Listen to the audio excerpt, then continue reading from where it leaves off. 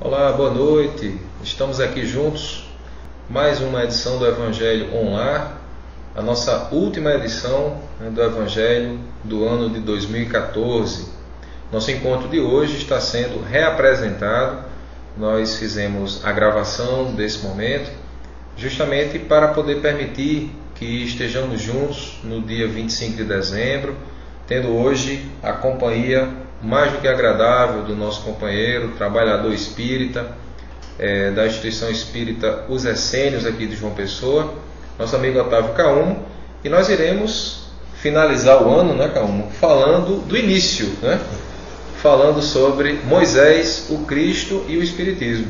E vocês são nossos convidados, né, para nos participar conosco, inclusive para quem estiver ao vivo agora, nos assistindo aqui pelo chat, pelo canal 5 da Rede Amigo Espírita ou pelo canal 3 da FEB TV. Você está vendo aí o endereço na parte de baixo do nosso vídeo. Eu sou Neto Batista e é um prazer muito grande ter mais uma vez a sua companhia aqui conosco, para que possamos aproveitar esses próximos 40, 45 minutos debatendo em torno de uma ideia tão importante como é a prática do Evangelho em nossos lares. Então, muito obrigado por nos receber aí no seu lar. Nós rogamos a Deus que nos abençoe nesse instante e que nós possamos ser muito felizes nas nossas colocações, tornando esse momento proveitoso para todos nós, para que nós possamos enriquecer ainda mais o nosso mundo interior. Então, já passando para o nosso amigo Caumo, e aí já para trazer as suas considerações, Caumo, em seguida, já peço para que você então possa fazer a nossa prece de abertura da atividade desta noite. Boa noite a todos. É sempre uma oportunidade que a doutrina espírita nos dá de tecer considerações a respeito desses pensamentos tão extraordinários. E vamos então rogando a Jesus, o Mestre Maior, aos Espíritos Superiores que nunca nos abandonam, para que abençoem os nossos propósitos de ser cada dia melhores, de espalhar o bem na medida do que podemos, com todo interesse, e renovando sempre o nosso agradecimento, nos colocando sempre à disposição para fazer um trabalho, porque nós vamos também nos acrescentando com a repetição do que fazemos, vamos aprendendo cada vez mais. Que possamos receber as bênçãos do alto, para que nossas considerações encontrem eco nos corações daqueles que estão conosco. Que assim seja. Que assim seja. E se você quiser acompanhar conosco, tiver de posse do Evangelho segundo o Espiritismo, nós convidamos então para que você possa fazer aí o acesso, no primeiro capítulo, na verdade, na abertura do Evangelho segundo o Espiritismo, não vim destruir a lei, que é a base dessa reflexão que nós estamos realizando hoje à noite. E como tema central, Caumo, nós temos aqui o contexto Moisés, o Cristo e o Espiritismo. Começando falando sobre a figura de Moisés, e a importância que Moisés teve e continua tendo naturalmente para todo esse processo que teve uma expansão significativa com o legislador hebreu.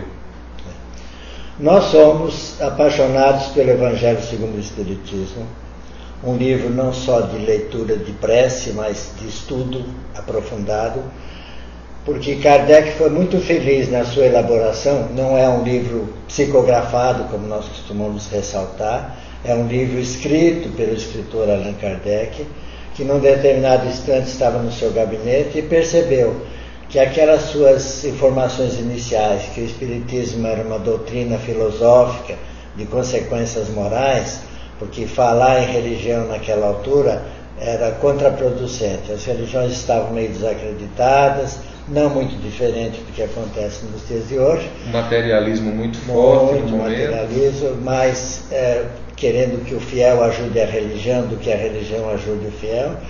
Então Kardec não poderia falar em religião, então ele queria algo mais sofisticado, inteligente como ele era, uma doutrina filosófica de consequências morais. Mas depois ele resolveu determinar que o Espiritismo era sim religião, mas não uma religião, uma seita, uma doutrina. Era a religião na sua essência de ligação do Criador com a criatura, Tanto que ele teve o cuidado de colocar no Evangelho segundo o Espiritismo apenas as leis morais. Ele não se ateve a dogmas, a fantasias, a rituais, né? Paramentos, forma de orar. Ele pegou a essência do Evangelho do Cristo e colocou nesses 28 capítulos, 27 basicamente, deixando o 28º para a coletânea de preces. Ele começa falando, colocando um prefácio extraordinário do Espírito Verdade, né? Dizendo da providência divina em relação aos homens, que naquele momento o exército da espiritualidade vem à Terra para nos despertar, que é uma coisa extraordinária. Ele logo depois fala dos objetivos da obra, ele faz a ressalva quanto à colocação das leis morais, tem o cuidado de colocar algo de Sócrates, de Platão e também do cristianismo, para mostrar que o Espiritismo não criou nada de novo.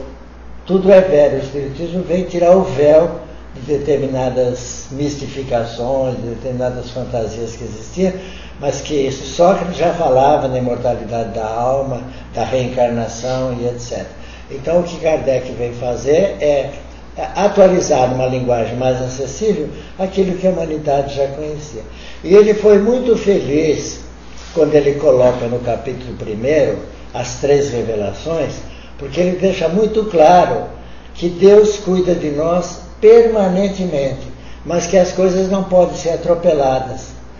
Do mesmo jeito que ele diz que o Espiritismo não é a palavra final, dia virá que a doutrina será aprimorada quando nós estivermos em condições de receber algo mais, não adiantava o Cristo vir antes de Moisés, o Espiritismo vir antes do Cristo. A ordem era essa, precisava ser assim, né? Aquele legislador judeu, Moisés, 1200, 1300 anos antes de Cristo, recentemente, se considerarmos a história toda, né, do planeta, da humanidade, a eternidade, né? Ele deixou a primeira Constituição que a Terra teve, e que seria suficiente, não precisaria mais nenhuma. Ama o próximo, faz para o outro o que você quer que eu faça para você, quer dizer, as leis básicas de amor, de relacionamento entre os semelhantes. Tanto que quando Jesus diz, eu não vim destruir a lei, ele foi polido, ele foi psicólogo, como ele sempre foi, porque ele mudou a lei. Ele diz, o sábado foi feito para o homem não foi feito para o sábado. O contexto que a gente coloca é que ele vem para trabalhar, não veio mudar a lei, aquela lei que não precisava ser mudada, né? A essência... Veio retocá-la. A essência moral, né? Porque o que Moisés traz, na verdade, em termos de contexto, da essência moral divina, né, é o código dos 10 mandamentos. Que permanece. E interessante como até hoje ainda permanece atual. Tanto que toda a doutrina mosaica, né, de todo o Torá, é para organizar a vida dos homens, né? Os 10 mandamentos é a essência divina, e o resto são leis sociais, que passou a ser como a religião judaica, mas que na verdade são leis que organizam a sociedade, sem as quais nós não podemos viver, né? Nós hoje reclamamos que há muitas leis, até conflitantes, até uma desdizendo a outra, mas no tempo de Moisés não havia lei nenhuma. Imagine a complexidade de você instituir padrões sem que houvesse nenhum padrão. 600 mil homens, mais mulheres e crianças, saídas de uma mordomia como era no Egito, que apesar de escravos, comiam bem, dormiam bem, tinham as suas facilidades, e depois foram enfrentar a aspereza do deserto, onde tudo era difícil. Quantos disseram, era muito melhor lá onde nós estávamos? Mas vocês não tinham liberdade, vocês não eram dono de vocês, não podiam falar, agora vocês podem. Né? Então, dizer àqueles homens, ora, ele roubou a minha cabrita, o que eu faço? Devolve a cabrita dele e mais uma de multa pela cabrita que você roubou, que já começou a legislação. Meu marido morreu, ele que irmão tem, chama o seu cunhado aqui que eu vou pedir para ele cuidar de você. E assim foram começando as primeiras leis, a circuncisão, não é? Deus mandou que se fizesse a operação da fimose para purificar. Não, era uma questão de higiene, né? Mas ele punha a culpa em Deus de tudo aquilo que ele queria conseguir, porque as pessoas aceitavam melhor. Foi também uma pessoa muito lúcida, muito inteligente, e que deixou semeada toda aquela preparação. Na verdade, Moisés ele vem mudar um contexto, né? E nós vamos aprofundando essa visão A gente, quando tem a oportunidade de estudar a obra Caminho da Luz, nós vamos ver Emmanuel falar, o Espírito Emmanuel, através da mediunidade de Chico Xavier, ele falar justamente que aquele povo hebreu vem egresso, né, já de um contexto de um outro planeta, que vem para cá dentro de uma missão, mas que trazia como uma grande virtude aquela crença no Deus único, né? E isso é fortalecido, e muito fortalecido justamente por essa base, porque se nós formos olhar hoje, né, o grande movimento que se inicia com Moisés é em torno dessa crença de um Deus único, né, desse Deus poderoso, onisciente, onipresente, é a partir desse contexto que começa a se formar, vamos dizer assim, na sociedade então vigente, essa relação do homem para com o próprio Pai, para com Deus, né? E Moisés, ele teve de fato um papel muito importante. Era o único lugar na Terra onde existia essa relação, né? Justamente. É onde Jesus teria que nascer, não poderia ser em outro lugar, né? E desse local irradia essa crença para uma boa parte do mundo, né? Hoje a gente pode dizer que praticamente a totalidade do mundo admite essa visão da crença, que aqueles que admitem naturalmente a existência de Deus, né? Nessa visão do Deus único, é uma conquista, né, que foi feita à custa de muito suor, né, de muito sacrifício, porque a gente vai ver alguns episódios como aconteceram, por exemplo, na situação da adoração do bezerro de ouro, né, as pessoas elas têm essa necessidade, né, da derivação do vínculo a outras situações de adoração, né, a imagens e tudo mais. Mas assim, na sua visão, qual a maior virtude, ou quais as maiores virtudes que poderiam ser colocadas diante da figura de Moisés? Bom, Moisés foi instruído em todas as ciências da época que eram possíveis, né? Inclusive ciências belicosas, né? Tanto que ele era tido como um homem violento, teria cortado a orelha de uma pessoa, etc. Mas ele teve o mérito de se preparar cuidadosamente. A história de Moisés, mais ou menos, é um tempo no Egito, vai para Palestina, fica lá 40 anos, casa com a filha de um pastor chamado Jetro, se prepara para conviver naquele ambiente, aprende qual é a planta que tira a salubridade da água para torná-la potável, aprende qual é o trajeto migratório das codornizes que cansavam e caíam no caminho para serem colhidas para servir de alimentação, sentia o som pelo seu cajado da pedra onde ele podia tirar a água, ou seja, ele se preparou com o sogro para conhecer o deserto, para quando ele viesse retirar o seu povo, ele já tivesse preparado para dar a eles o mínimo de condição. Ele tinha uma responsabilidade de tirá-los de um lugar onde eles estavam bem. Tanto que ele conheceu, inclusive, as marés do Mar Vermelho, né? As oscilações que aqui no nosso Nordeste a gente vê em quantidade, né? Aquela estiagem que muita gente que avança mar adentro acaba até morrendo, porque não sabe que aquilo rapidamente sobe.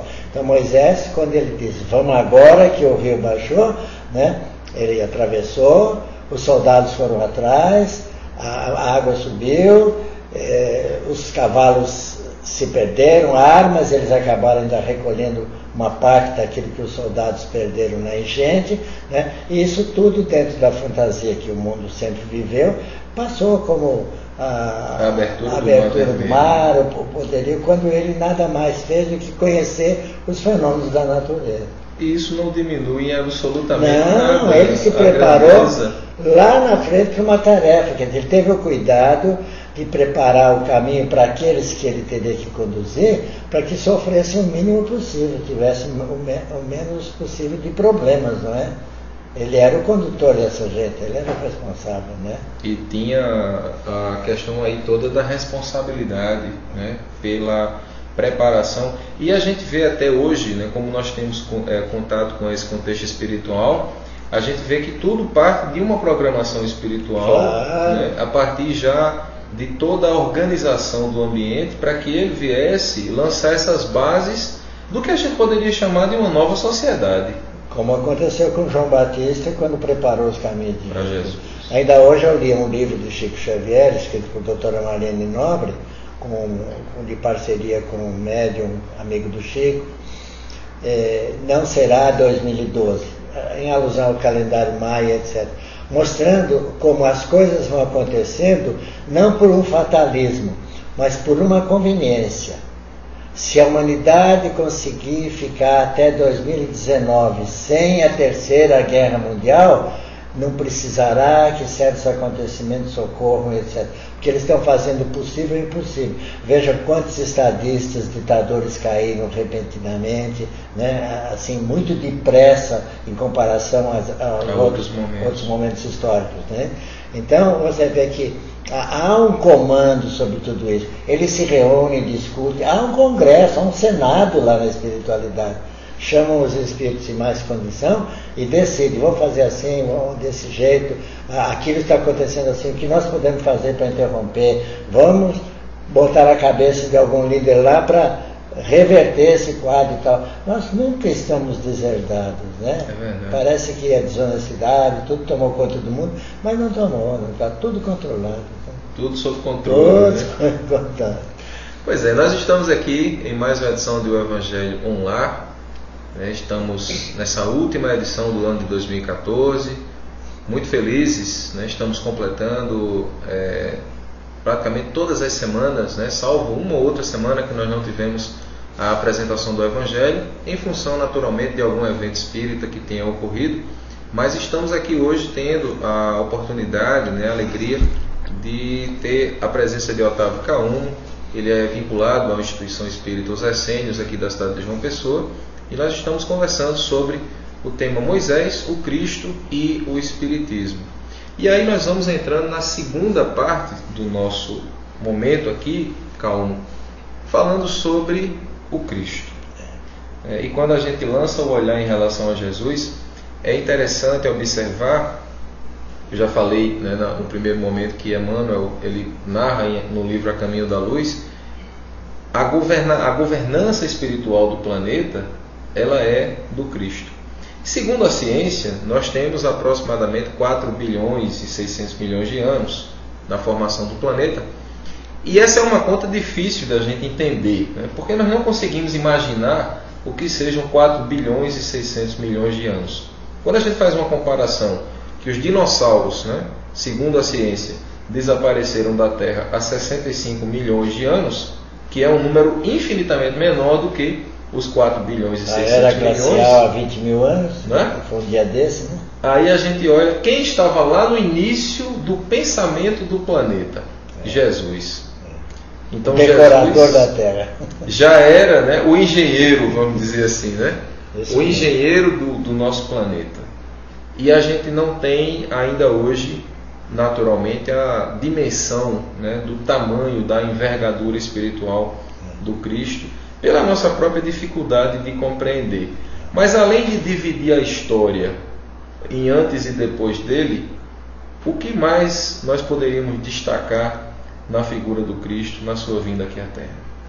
Olha, nós não temos estatura nem moral, nem intelectual, nem espiritual para falar de Jesus. Jesus é sui generis, é algo que seria muito difícil de nós descrevermos.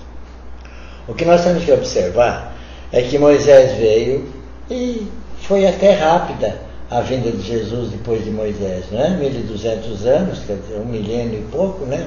Muito pouquinho, né? Para que Jesus viesse e pegasse a humanidade semi-amadurecida, começando a querer entender, como você frisou, quase que num ponto isolado do planeta, muito pequeno.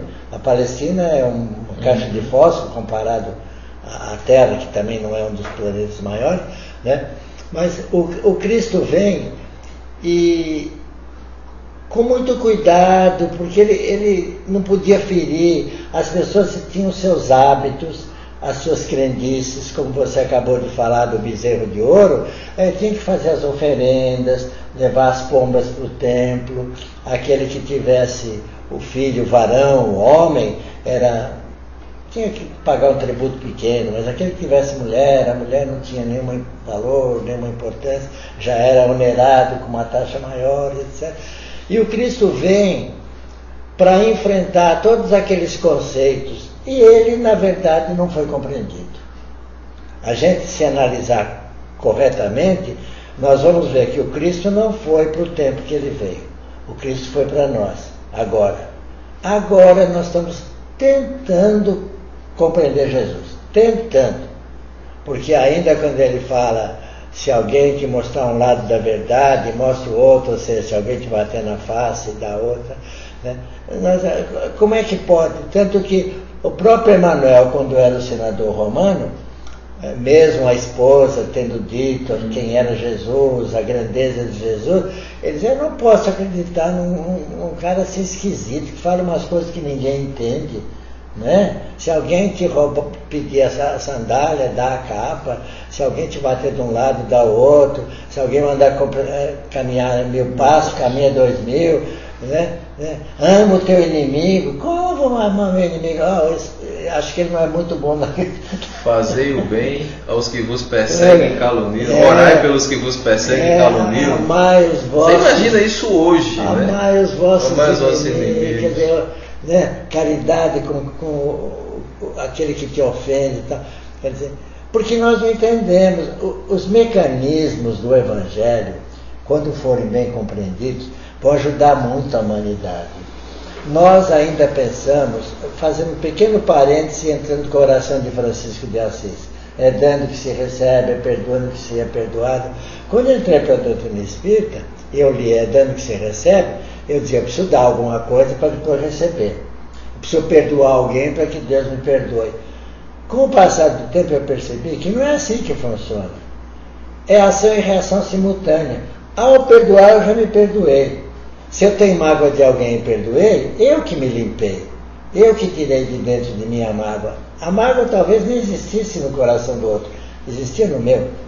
A hora que eu dei, se ele não aceitou, se ele não recebeu com alegria a minha doação, eu fiquei muito feliz de ter doado. A minha alegria ninguém sente por mim. Então, esse é o mecanismo do Evangelho. Quando nós entendemos esse mecanismo, o mundo vai ter paz. Porque nós vamos entender que tudo que eu faço para o outro, eu estou fazendo para mim, seja de bom, seja de mal. Então, imagine o Cristo ter que explicar para aquelas pessoas, tanto que ele não convivia com doutores da lei, com o pessoal do templo. Ele, quando ia esporadicamente a Jerusalém, que ele morava na Galileia, no norte, ele ficava na cidade baixa, onde havia os miseráveis, os pedintes, os sofredores. Era constantemente visto ali. Ele ia ao templo para fazer a sua responsabilidade de rabi, de fazer as explicações sobre as leis, né? Tanto que quando ele estava na sinagoga de Nazaré e foi falar da profecia de Isaías, nascerá o Cristo de uma virgem na Belém de Efrata, etc. Quando ele disse, e hoje se cumpre esta profecia, ele teve que sair pela porta do fundo, senão ele seria linchado. Quem é ele? É o filho da Maria com José, que mora aí pertinho. Carpinteiro, né? Mora aí em Nazaré. Esse Nazaré tem coisa boa. Nazaré era uma cidade de passagem, o pessoal que vinha da Turquia, lá das rotas das caravanas, parava em Nazaré para pernoitar, para beber e tal. Vê se de Nazaré pode dar alguma coisa boa. Ninguém é profeta em sua terra, santo de casa não faz milagre. Jesus não foi reconhecido, nem pelos seus irmãos, nem pela a sua mãe, na cruz, na última hora dos sofrimentos, meu filho, aceita também a mim, tua mãe, como tua seguidora. Porque até aquela altura ela não tinha se dado conta que ele era o Messias de Israel. Então imagina o povo. Não é? E é esse contexto, né, que você coloca que dá essa dimensão, porque as pessoas que se aproximavam de Jesus, elas iam, em sua grande maioria, em busca das soluções imediatas. Né? O que chama a atenção, e eu tive a oportunidade de refletir há alguns dias em relação a esse assunto, no contato de Jesus com Pedro, por exemplo, qual é a atitude de Pedro? No primeiro contato, Pedro pede para que Jesus se ausente dele, que era um pecador. Ele consegue enxergar em Jesus um ser diferenciado, mas a maioria das pessoas, ao se aproximar de Jesus, elas iam simplesmente em busca das questões imediatas, das curas, né, dos problemas físicos. foram poucas as criaturas que se permitiram envolver em torno dessa atmosfera de amor, mas a gente vê a bênção que foi o contato com o Cristo. Mesmo no exemplo que você lembrou muito bem, né, do então senador Públio Lentulus, né, que hoje é o nosso Emmanuel, é impressionante perceber o impacto que aquele momento, aquele encontro provoca, né, no então senador romano. E quando a gente lê o prefácio da obra Há 2000 anos, é possível sentir a tristeza de Emmanuel. Ele perdeu o grande momento de decisão dele, ele perdeu. Né? E o que Jesus fala para ele, né? Está agora na tua mão, aproveitar agora essa oportunidade ou daqui a alguns milênios. Né? Como é interessante esse contexto da transformação. Mas a mensagem que o Cristo traz, o seu código, né, vamos dizer assim, de vivência, para que as pessoas pudessem refletir em torno daquela proposta, era um código que ficaria, como ele mesmo disse, né? Passará o céu, passará a terra, mas as minhas palavras não passarão. Dada a sua atemporalidade, né? Jesus fala para o ser espiritual, acima de tudo. Tanto que vê que Jesus nunca fazia perguntas, ele respondia, ele nunca dava respostas, ele respondia perguntando. Pedro, que dizes que sou? Que dizem que eu sou? Dizem que és um revolucionário. E tu, Pedro, que dizes que sou? Que és o Messias de Israel, Filho de Deus e tal. Né? Então, não deram a lavanda para ele se purificar, aqueles rituais para incriminá-lo, né? Que ele era, toda hora ele era vigiado, né? Aí ele diz, o que faz mal para o homem não é o que entra pela sua boca, e da sua boca sai, né? Então ele não fazia grandes discursos individualizados, ele não solucionava o problema. Você estava dizendo que as pessoas o procuravam com interesses. Se nós observarmos que o Espiritismo é a revivência do cristianismo, o que as pessoas fazem hoje com o Espiritismo é o que elas faziam com Jesus. Quem é que vem aqui no Centro Espírita e diz assim, o que é que eu posso fazer pelo Espiritismo? As pessoas vêm e dizem assim, o que é que o Espiritismo pode fazer por mim? Eu já fui numa igreja, noutra igreja, agora eu vou dar a última chance a Deus por meio da doutrina espírita. Não é? Então, nós não temos ainda essa grandeza de entender que, dando, fazendo, nós somos o grande beneficiado. E nós pensamos que o nosso grande sofrimento está naquela enfermidade que nós temos. O nosso grande sofrimento está na ignorância que nós ainda temos. Onde está localizada essa nossa inferioridade que nos caracteriza como criaturas do mundo de provas e expiações? Na nossa ignorância. Não é na nossa maldade, é no nosso desconhecimento. Nós somos maus, às vezes, por ignorância, por não saber que podemos ser bons. Não é? E você colocou agora esse ponto. Humberto de Campos, quando ele trata do encontro de Jesus com Simão Pedro, né, após a prisão do Cristo, é exatamente isso que Jesus fala para Pedro. Né? Pedro, aprenderás ainda hoje, antes da negação de Pedro, aprenderás ainda hoje que o homem no mundo é muito mais frágil do que perverso. É a fragilidade pelo desconhecimento. É a ignorância. A mãe que faz a lição do filho e tal. Um dia ela desencarna e deixa o filho órfão, não de mãe, de competência para viver, porque ela não deixou ele crescer. Ela não deu liberdade a ele de aprender com a vida, ainda que ela desse uma assessoria, que ela estivesse pronta para um subsídio qualquer, né, que ia ajudar, mas que ela deixasse que ele pensasse, que ele se esforçasse. Mas corre e faz, que às vezes é até mais fácil, né, mais rápido, né? E o que chama a atenção também, Calmo, quando a gente percebe os encontros de Jesus, e foram vários, né, é que ele sempre acolhia, né, não condenava.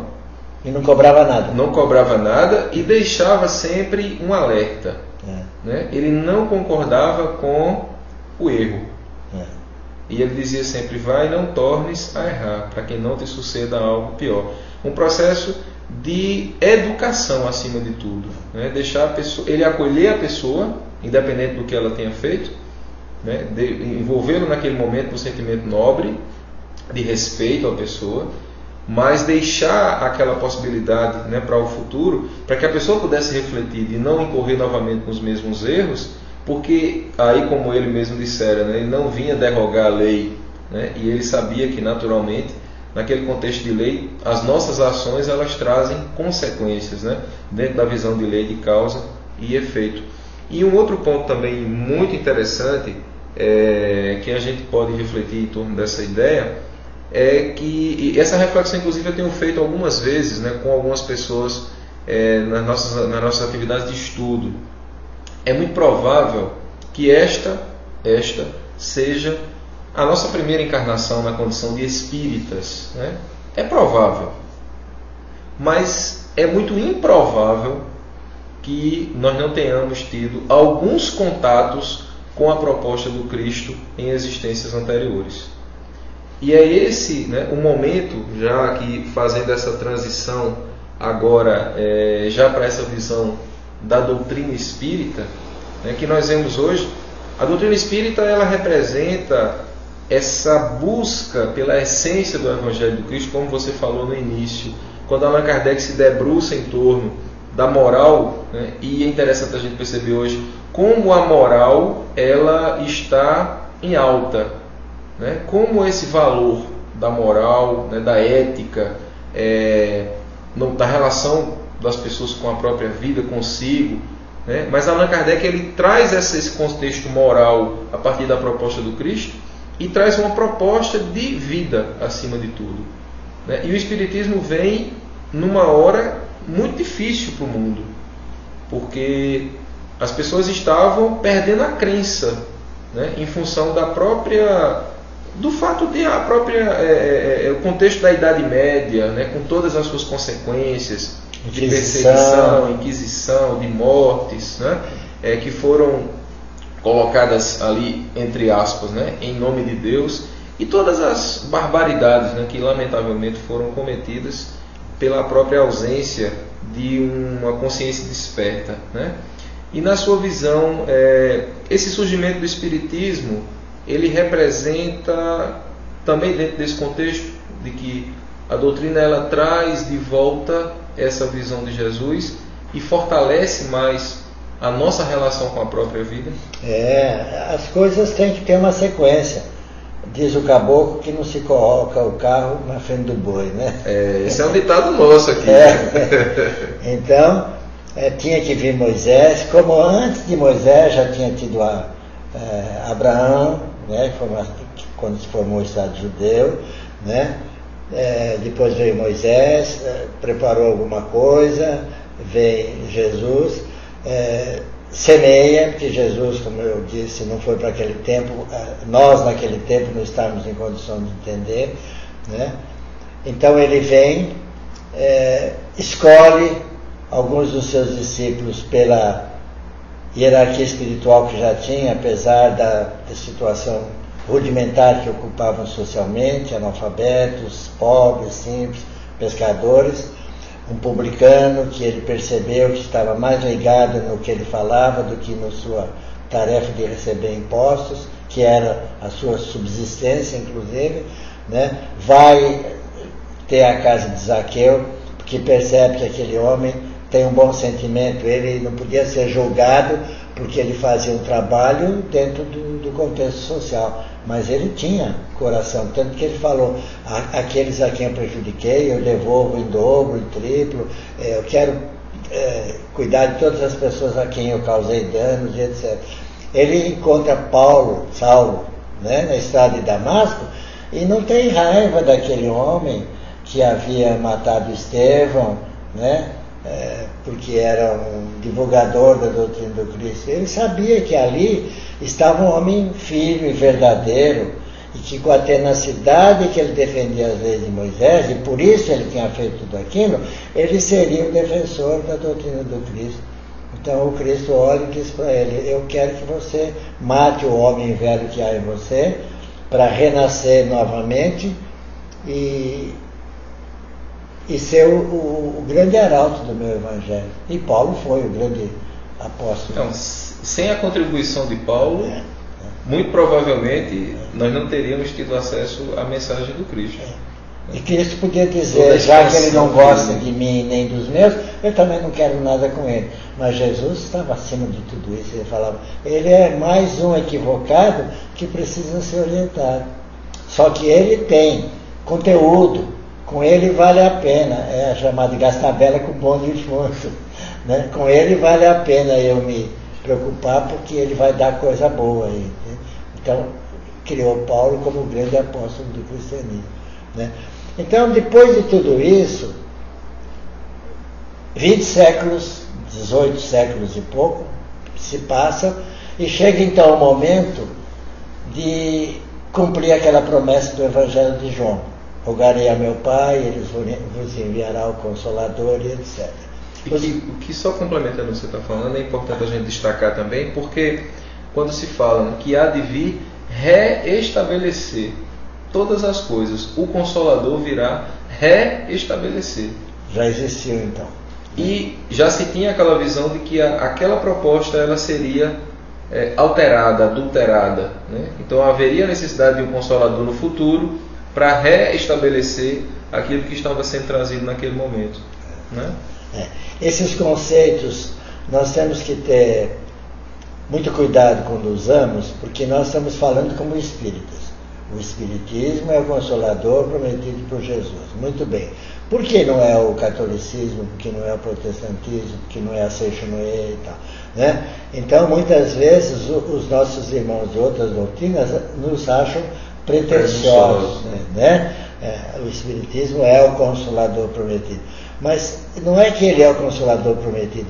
Ele pega a própria doutrina do Cristo, não altera nada, simplesmente tira todas as coisas que a estragaram, falando claramente, ao longo do tempo, tirou as dores, as mágoas, as agressões e restabeleceu aquele amor primitivo, aquele amor puro, que foi o que o Cristo veio trazer com a sua doutrina. Né? Ama o próximo como a ti mesmo.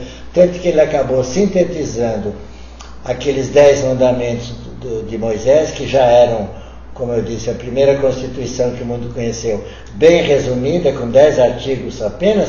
Ele ainda se deu ao luxo de reduzir para 2. Ama a Deus sobre todas as coisas e ao próximo como a ti mesmo. Está toda a lei circunfere. O resto era explicação. Quem ama não rouba, quem ama não mata, quem ama não cobiça a mulher do próximo, não cobiça as coisas alheias, etc. Então, o amor, por si só, é autoexplicativo. Né? Ele é autoexplicativo, não precisa de detalhe. Né? Então, quando o Espiritismo vem, ele traz essa pureza doutrinária de volta, tanto que o organizador da doutrina começa logo falando de Deus, mostrando que Deus é importante. Nós, inclusive Jesus, somos filhos de Deus. Jesus é nosso irmão. Né? Quando nossos irmãos católicos rezam Santa Maria, Mãe de Deus, eu digo, não, se é Santa Maria, Mãe de Deus, então Maria que é Deus. Ela vem primeiro que Deus. Né? Então, na verdade, ele começa falando de Deus e na questão 625 ele deixa bem claro que o modelo mais perfeito que visitou o planeta foi Jesus, que nos deve servir de guia e de padrão, de referência. Né? Então o Espiritismo veio na hora que tinha que vir, deixou que a própria doutrina do Cristo fosse se perdendo ao longo do caminho, fosse se autodestruindo praticamente, né? Guerras e matanças, o que não é próprio se entender dentro de uma religião. Né? Tanto que quando as religiões hoje contendam, elas estão cometendo grandes equívocos. As religiões não vieram para separar os homens, vieram para unir. Cada um com seus conceitos, com seus princípios, tem o direito de ter, deixa o outro ter o direito de ter a dele, mas compreenda que cada um, dentro do seu atual entendimento, precisa de um tipo de doutrina. Tem aquele que ainda precisa da imagem, não consegue uma imagem espiritual, precisa da imagem física, precisa da genuflexão, precisa do altar, precisa desses rituais exteriores, fica todo contrito, vai visitar Jerusalém, entra nos lugares onde Jesus passou e se emociona e tal, como se precisasse ir a Jerusalém para se emocionar com a vida de Jesus, né? Então aquele ainda precisa daquela religião, nós já não precisamos mais. Então eles ficam com a religião deles, façam o bem, sejam cristãos na religião dele e deixam nós sermos na nossa religião. Então o Espiritismo veio restabelecer, como você falou, aquelas verdades que foram perdidas e deturpadas ao longo do caminho, né? E nós ainda estamos na teoria do Espiritismo, nós ainda não entendemos nada de Espiritismo. Às vezes eu brinco que o Espírito é a essência, o Espiritismo é a doutrina, e o Espírito é aquele que não entendeu nada de Espiritismo. Porque, na verdade, às vezes nós dizemos, não, porque as leis da reencarnação, nós não temos a mínima ideia como se processa uma reencarnação. Temos algumas poucas noções. Como é que aquele espírito gruda, é com cola, é com fita durex? Como é que esse espírito se agrega a mim, amontoado de carne, para dar vida a esse meu corpo? Não sei, ninguém sabe.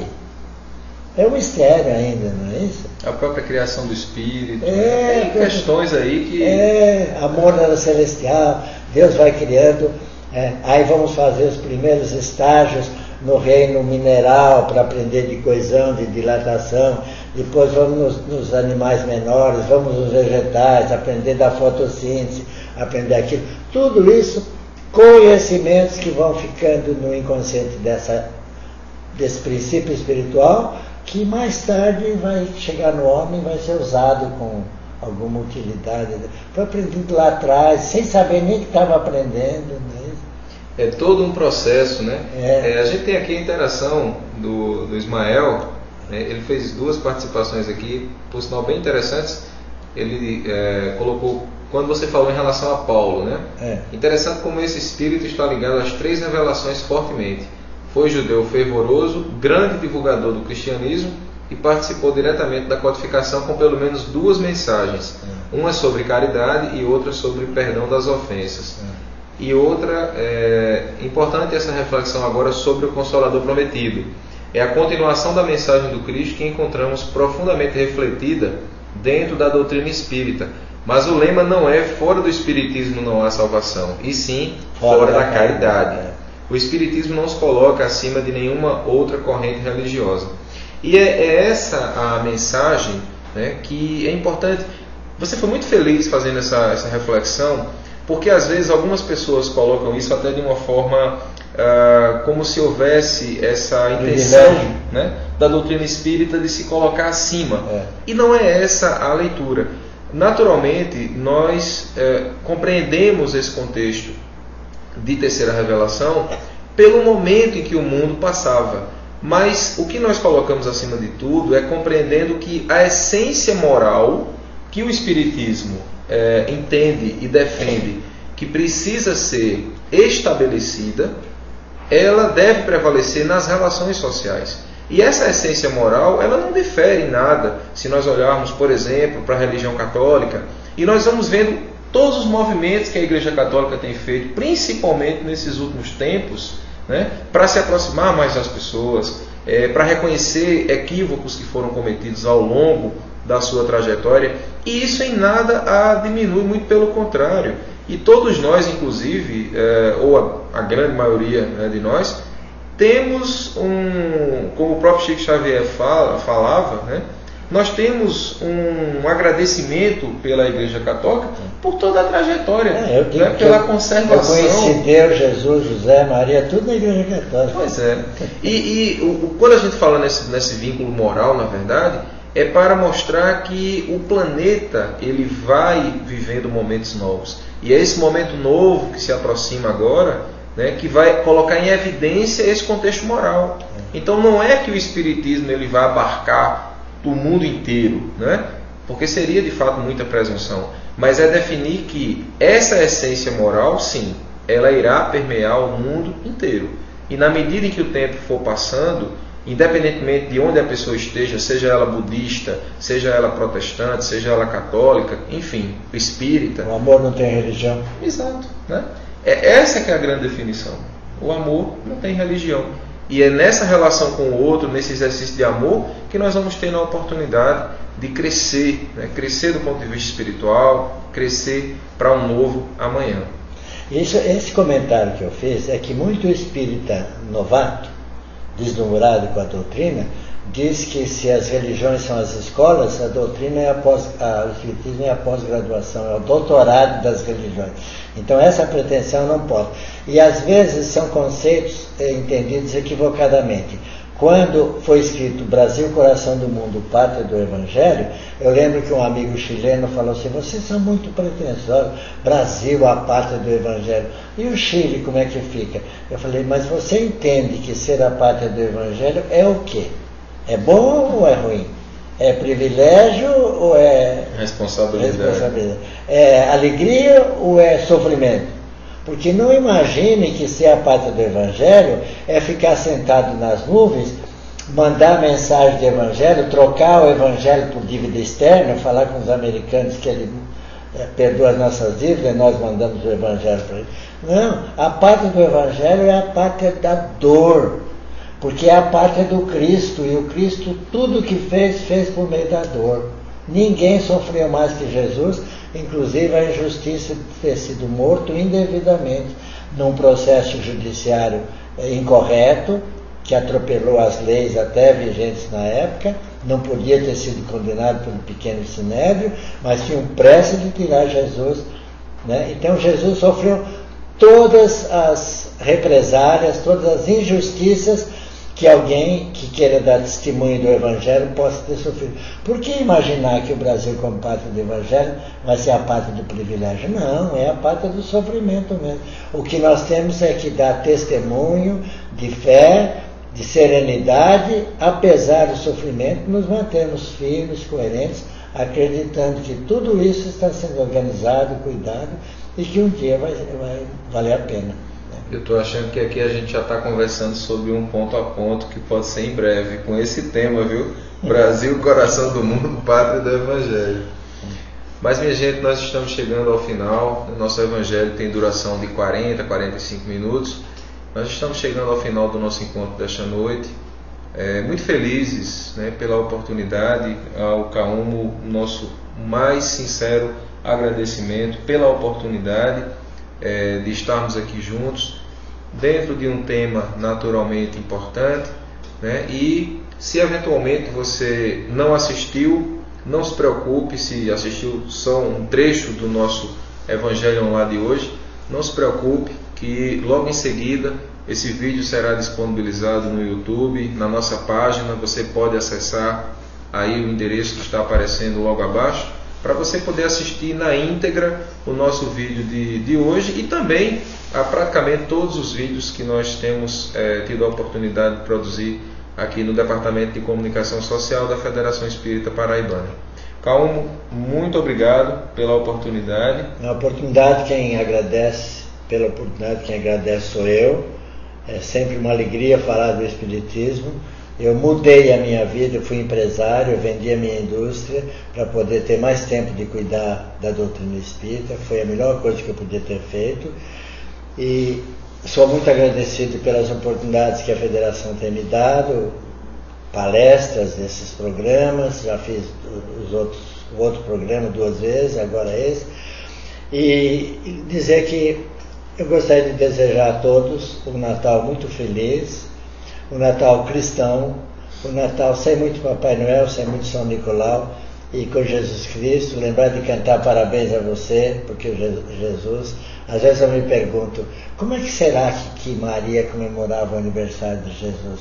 Será que tinha registro de nascimento? Será que eles lembravam o dia do nascimento? Ou no dia que Jesus nasceu ele estava andando, pregando e passava em branco o seu aniversário, ninguém nem lembrava que era o dia do aniversário de Jesus. Mas já que nós resolvemos estabelecer, teoricamente, dia 25 de dezembro, que nós sabemos que na prática não é o dia do nascimento de Jesus, mas convencionou-se para facilitar, pela doutrina católica, vamos lembrar do dia 25 de fazer uma prece de agradecimento. Vamos lembrar de Allan Kardec, que nos deixou com todos os prejuízos da sua vida também, acabou nos deixando essa doutrina extraordinária que nos sustenta, né? E que cada um se lembre de agradecer pela vida que tem, se lembre de suavizar no que puder a desgraça, a miséria de um semelhante, repartindo um pouquinho o pão com alguém, né? E a festa mundana deixe para aqueles que ainda não entendem. Vamos nos reunir a família, fazer a nossa ceia, temos o direito, somos seres humanos que também temos sentimento, mas os exageros já não cabem mais na nossa vida como espírito. Que Jesus nos abençoe, que nos dê sempre a oportunidade desse trabalho, e eu agradeço aqui a vocês da técnica por ter feito o convite e espero que tenha saído tudo conforme programado. Com certeza. Aqui a Tatiana, ela está interagindo aqui conosco, agradecendo, nos desejando também um Feliz Natal. Tatiana, um abraço e muito obrigado pela sua companhia, né, em mais uma edição do Evangelho. Você está sempre presente aqui participando das transmissões. E amanhã, né, no caso, lembrando que esse programa de hoje ele é gravado, então amanhã, dia 18 de dezembro, esse programa de hoje vai ser reprisado no dia 25, justamente pelo nosso dia da passagem do Natal. E amanhã, dia 18, nós teremos um Evangelho Online, o Evangelho Online, de todas as quintas-feiras, com Severino Celestino, falando sobre o tema qualidade da prece. É mais um outro momento também imperdível, né, que vocês podem sintonizar conosco, e estaremos juntos aqui ao vivo, na mediação do nosso amigo Ismael Maia, debatendo com Celestino, fazendo um foco assim muito especial em torno da oração do Pai Nosso. Então vocês são nossos convidados. Agradecemos também aqui a Ismael pela mediação e também ao nosso amigo Reinaldo dos Santos, né? Reinaldo Dossan, pela técnica aqui, pelo controle, que está colaborando como sempre aqui com o nosso trabalho e de forma muito especial. Então vamos à nossa prece de encerramento desta noite. E que possamos nesse instante, elevando os nossos sentimentos, elevando os nossos corações até a presença do nosso Mestre Maior, do nosso amigo incondicional, a fim de agradecer por Ele ter vindo ter conosco já há pouco mais de 2000 anos, na certeza, Senhor, de que nunca estamos desamparados, que estamos sempre mais do que assistidos, que a Tua infinita misericórdia jamais nos esquece, de que mesmo e apesar das nossas limitações, continuamos caminhando por acreditarmos na força do bem, na força do amor, por acreditarmos na Tua proposta de paz, que todo o mundo anseia por viver mais e melhor. Obrigado, Jesus, pela Tua coragem de ter vindo trazer essa mensagem renovadora, de esclarecimentos e de lucidez para as nossas almas. Se não fosse a Tua grandeza e o Teu infinito amor, estaríamos ainda tateando nas sombras da escuridão maior que existia e que ainda naturalmente existe em nossas vidas em função da nossa ignorância. Mas é muito bom, Senhor, saber que podemos encontrar na Tua mensagem o remédio para as nossas enfermidades, a luz para a nossa escuridão, o amor para os nossos sentimentos ainda equivocados, a lucidez para os nossos equívocos e, sobretudo, Senhor, termos a bênção de conhecer a Tua mensagem e a Tua proposta de renovação.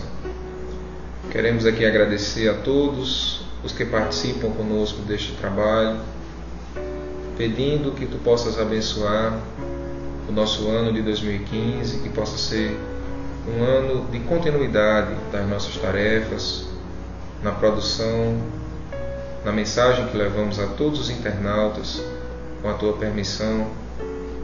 E muito obrigado, Senhor, por mais essa oportunidade de estarmos juntos vivendo em torno desse ideal. Leva o nosso carinho aos amigos espirituais que coordenam a realização desse trabalho e que 2015 venha repleto de oportunidades de realização. Se conosco hoje e sempre. Muita paz para todos nós, Senhor. Que assim seja. Então, pessoal, nos encontramos na próxima semana. Domingo teremos um ponto a ponto também abordando o Espiritismo. O entrevistado será Edilmo Carvalho. Você também é nosso convidado. No domingo à tarde, horário de Brasília, às 17 horas. E o Evangelho na próxima semana. Desculpem, o Evangelho amanhã, às 21 horas, horário de Brasília, com Severino Celestino. Até lá e que Deus nos abençoe hoje e sempre.